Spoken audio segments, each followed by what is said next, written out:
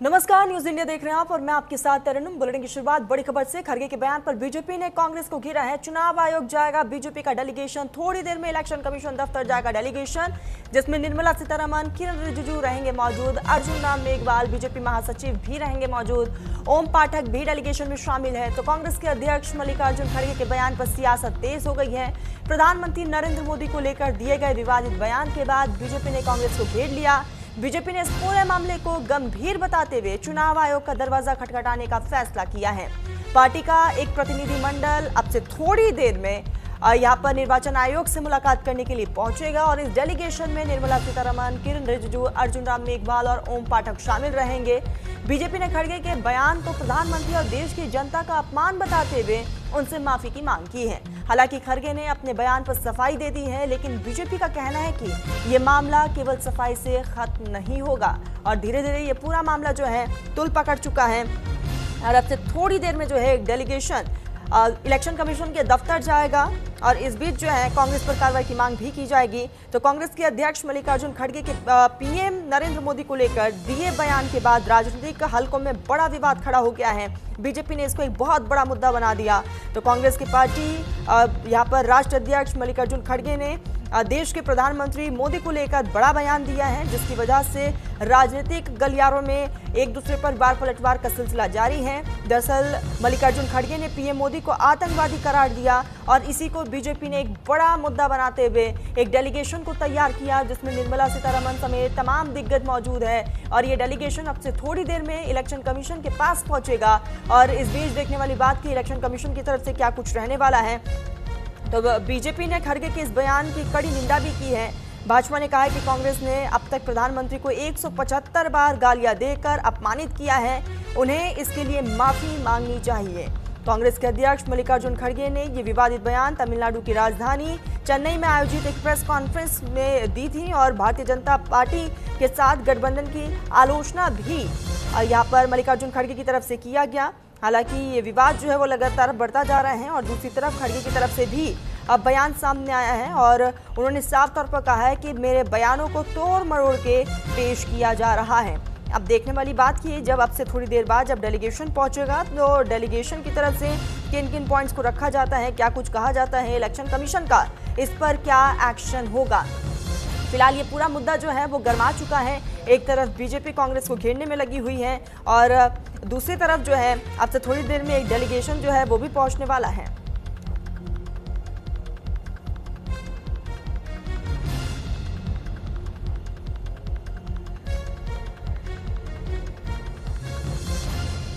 प्रधानमंत्री नरेंद्र मोदी का अपमान कांग्रेस की आदत हो गई है। क्या जानबूझकर कांग्रेस पीएम का अपमान करती है? ये सवाल तब खड़े हो रहे हैं जब कांग्रेस के अध्यक्ष मल्लिकार्जुन खड़गे ने पीएम के लिए आपत्तिजनक शब्दों का इस्तेमाल किया। पीएम मोदी के खिलाफ निशाना साधते हुए कांग्रेस के अध्यक्ष ने उनके लिए आतंकवाद शब्द का इस्तेमाल कर दिया है, जिस पर बीजेपी भड़क उठी है। हालांकि विवाद बढ़ा तो खड़गे ने सफाई दी, लेकिन बीजेपी ने बंगाल और तमिलनाडु में वोटिंग से पहले इसे एक बहुत बड़ा मुद्दा बना दिया। रिपोर्ट दिखाते हैं कि पूरा मामला है क्या। Modi He is a terrorist.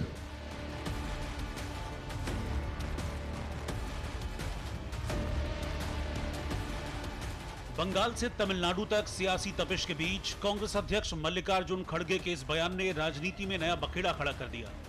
खड़गे तमिलनाडु में गए तो थे कांग्रेस और डीएमके के गठबंधन के पक्ष में माहौल बनाने, जीत की रणनीति तैयार करने, बीजेपी और एआईएडीएमके को घेरने, लेकिन इसी दौरान प्रधानमंत्री मोदी के खिलाफ खड़गे की जुबान से जो तीर चले उसने विवादों का नया बवंडर खड़ा कर दिया। Modi he is a terrorist and he won't believe in equality. His party won't believe in equality and justice, and these people are joining with them. It means that they are weakening democracy. Voting से पहले प्रधानमंत्री मोदी के खिलाफ खड़गे के इस बयान से सवाल खड़े हुए कि क्या पीएम के खिलाफ ऐसे बयान देकर कांग्रेस ने खुद के पैर पर कुल्हाड़ी मार ली है? क्या कांग्रेस अध्यक्ष ने अपनी पार्टी के लिए मुश्किलें बढ़ा ली हैं? सवाल इसलिए क्योंकि कांग्रेस ने जब जब प्रधानमंत्री मोदी पर ओछी टिप्पणी की है उसका खामियाजा कांग्रेस को भुगतना पड़ा है। पिछले साल बिहार चुनाव में कांग्रेस और आरजेडी के मंच से प्रधानमंत्री मोदी को गाली दी गई। नतीजा बिहार में कांग्रेस की करारी हार हुई। 2024 में लोकसभा चुनाव के दौरान अलका लांबा ने रावण से प्रधानमंत्री मोदी की तुलना की। नतीजा कांग्रेस को हार का मुंह देखना पड़ा। 2024 में ही राहुल ने मोदी को डरा हुआ तानाशाह बताया। नतीजा सबके सामने है। 2023 में राजस्थान, मध्य प्रदेश, छत्तीसगढ़ चुनाव के दौरान कांग्रेस अध्यक्ष मल्लिकार्जुन खड़गे ने मोदी को झूठों का सरदार कहा, जिसका नतीजा हुआ कि कांग्रेस तीनों राज्यों में हार गई। 2023 में ही खड़गे ने सांप से प्रधानमंत्री मोदी की तुलना की थी। नतीजा वो खुद देख चुके हैं। और अब खड़गे ने बंगाल और तमिलनाडु चुनाव से पहले प्रधानमंत्री मोदी पर आपत्तिजनक बयान दिया। तो सवाल है कि क्या कांग्रेस की नैया फिर डूबने वाली है? बड़ी पार्टी के राष्ट्रीय अध्यक्ष जब इस तरह के घृणित शब्द यूज करते हैं, लाखों करोड़ों हिंदुस्तानियों से चुने हुए प्रधानमंत्री मोदी जी के लिए जब वो इस तरह के शब्द यूज करते हैं तो उनकी पार्टी की हताशा दिखती है, लोकतंत्र की हार दिखती है। वहां पर जब लोकतंत्र के अंदर विचार विमर्श और संवाद के ऊपर हम जोर देते हैं, भले ही आप चुनाव में चुनावी प्लेटफॉर्म से करें या लोकसभा विधानसभा क्या करें, उसके लिए हम बिल्कुल तैयार हैं, लेकिन वहां हार के वहां की जो हताशा है वो ऐसे गिरे हुए शब्दों से जब आप इस्तेमाल करते हैं तो ये पार्टी की मानसिकता दिखाती है। बीजेपी ने कड़ा विरोध जताया, कांग्रेस की मंशा को सवालों के कटघरे में खड़ा किया, जिसके बाद मल्लिकार्जुन खड़गे को सफाई पेश करनी पड़ी। कांग्रेस अध्यक्ष को कहना पड़ा कि उनका मकसद प्रधानमंत्री को अपमानित करना नहीं था। Just I wanted to clarify that Modi always threatens and always is I told certain sequence ID, ED, income tax, CVC, these institutions are in his hand. Again, this delimitation also he wants to take in his hand. Therefore, I say, in that context, Terrorize, you mean to say? he is terrorizing people and political parties. Now, and I never said he is a terrorist. Terrorizing is, that's why. प्रधानमंत्री मोदी पर दिए बयान को लेकर खड़गे भले ही सफाई पेश कर रहे हों, बयान के पीछे के मकसद को बता रहे हों, लेकिन बीजेपी ने कांग्रेस के खिलाफ हथियार की धार तेज कर दी है। सवाल है कि क्या पीएम मोदी के अपमान से कांग्रेस को फिर नुकसान होगा? क्या कांग्रेस को फिर से हार का मुंह देखना पड़ेगा? Bureau report, news India.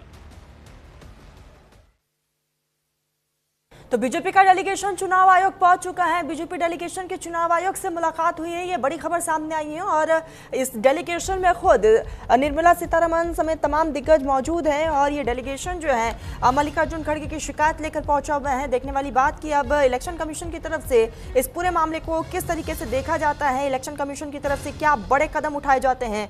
तो कांग्रेस के अध्यक्ष मल्लिकार्जुन खड़गे ने यहाँ पर प्रधानमंत्री नरेंद्र मोदी को आतंकवाद कहकर अपनी बात से वो पलट चुके है। और ऐसे में बीजेपी जो है उनके खिलाफ अब इलेक्शन कमीशन तक पहुंच चुकी है। और ये पूरा मामला जो है अब लगातार गर्माता जा रहा है।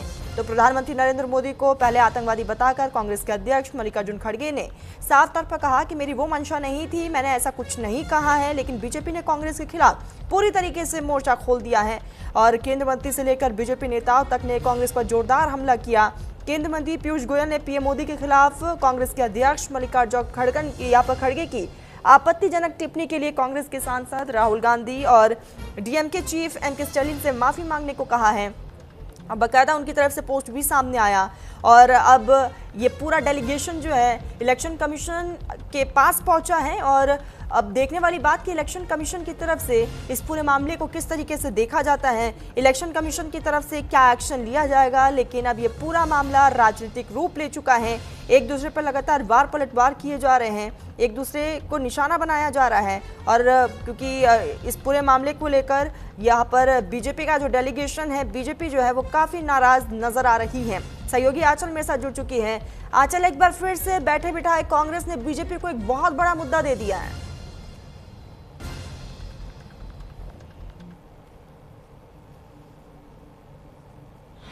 बिल्कुल, देखिए इसको कांग्रेस की किस्मत कह सकते हैं कि जब जब कांग्रेस के नेता या तो राहुल गांधी हो या फिर देखिए प्रियंका गांधी हो या फिर सोनिया गांधी, और इस बार एक बार फिर से मल्लिकार्जुन खड़गे, इन्होंने एक बार फिर पीएम मोदी पर विवादित टिप्पणी कर दी है, जिसके बाद से कोशिश तो इनकी ये थी कि चुनाव को कहीं ना कहीं देखिए एक कह सकते हैं कि एक तरफ जो है वो मोड़ दिया जाए, लेकिन ऐसा कर नहीं पाए। उल्टा दाव जो है यहाँ पर मल्लिकार्जुन खड़गे को पड़ गया, क्योंकि देखिए तमिलनाडु में तो वैसे भी डीएमके का जनाधार है।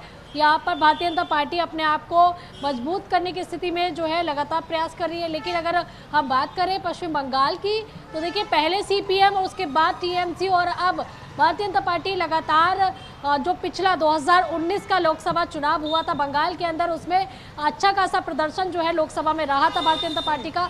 उसके बाद फिर विधानसभा में कोशिश की गई थी कि एक बेहतर प्रदर्शन किया जाए, सरकार बनाई जाए पश्चिम बंगाल में, लेकिन 2021 में भी भारतीय जनता पार्टी नाकामयाब रही। लेकिन इस बार वो दौर है कि भारतीय जनता पार्टी ने, चाहे हम कहें एसआईआर हुआ इससे पहले, उसका लाभ भी सीधे तौर पर बहुत सारे बड़ी संख्या में मतदाता जो है, जो कि फर्जी वोटर्स कुछ थे या कुछ स्थान चेंज कर चुके हैं, या फिर देखिए वोटर लिस्ट में जिनके जो पुरानी अगर हम चीज़ों की बात करें वो नहीं है, तो यानी कि कहीं ना कहीं एसआईआर का फायदा भी है। एक दूसरी तरफ कोशिश जो है पश्चिम बंगाल को साधने में बीजेपी कर रही है, और कहीं ना कहीं देखिए कांग्रेस भी यहाँ पर अपने आप को पश्चिम बंगाल में मजबूत स्थिति में दिखाने की कोशिश कर रही है। तमिलनाडु की बात करें तो देखिए लगातार हम देख रहे हैं कि विपक्ष जो है वो गठबंधन में है, तो ऐसे में जो लगातार वरिष्ठ नेताओं के, चाहे कांग्रेस के हो या फिर देखिए भारतीय जनता पार्टी के हो, इनके दौरे तमिलनाडु क्योंकि अब बीजेपी कह रही है कि 175 बार प्रधानमंत्री नरेंद्र मोदी को आतंकवाद कहा गया है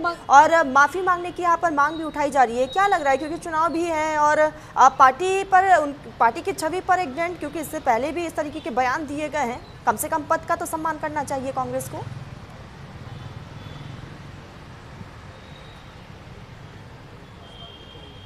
देखिए आपने बयानों का यहाँ पर जिक्र किया, तो प्रधानमंत्री मोदी को इससे पहले मौत का सौदागर, रावण और चौकीदार चोर है, और इसके अलावा देखिए दूसरा ये आतंकवादी कहना, दूसरी तरफ डेंगू, मलेरिया और तमाम तरह के हमने इस तरह के बयान सुने हैं, जो कि कहीं ना कहीं बीजेपी के लिए या प्रधानमंत्री के लिए या बीजेपी के नेताओं के लिए इस तरह के शब्दों का इस्तेमाल न केवल कांग्रेस की तरफ से बल्कि विपक्ष के लोगों की तरफ से भी किया जाता रहा है। मल्लिकार्जुन खड़गे खुद बयान देते हैं, इनके बेटे प्रियांक खड़गे, उन्होंने भी कई बार जो है बीजेपी, आरएसएस और पीएम मोदी पर कड़ी टिप्पणियां की हैं, और जिसका कहीं ना कहीं बीजेपी यहाँ पर जिक्र भी करे कि 175 बार प्रधानमंत्री मोदी के खिलाफ आपत्तिजनक टिप्पणियां जो है वो कांग्रेस की तरफ से की गई हैं। और आज इसी कड़ी में देखिए भारतीय जनता पार्टी का ये जो डेलीगेशन है, ये चुनाव आयोग की ओर इन्होंने रुख किया है।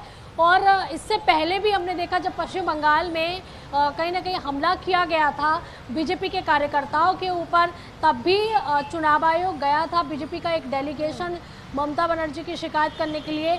और हमने ये भी देखा है कि टीएमसी का डेलीगेशन भी जो है वो कई बार चुनाव आयोग का रुख कर चुका है। लेकिन यहाँ पर बात इस बार है प्रधानमंत्री मोदी को एक आपत्तिजनक शब्द से संबोधित करने की, तो इसको कहीं ना कहीं